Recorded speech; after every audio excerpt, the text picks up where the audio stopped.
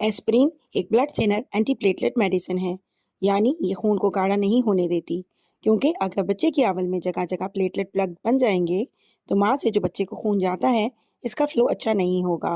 اور بچے کو ٹھیک سے آکسیجن اور خوراک نہیں پہنچے گی، جس کی وجہ سے بچے کی گروتھ متاثر ہو سکتی ہے۔ تو اس لیے کچھ کیسز میں ہم خواتین کو پریگنینسی میں ایسپرین سٹارٹ کرواتے ہیں۔ تو کون سی خواتین ہیں جن کو ایسپرین کی ضرورت پڑتی ہے؟ اس میں سب سے پہلے ہائی رسک کلاس ہے جن کو اس کی ضرورت ہوتی ہے۔ جن خواتین میں ایک بھی ہائی رسک فیکٹر پایا جائے ان کو ایسپرین شروع کروا دینی چاہیے۔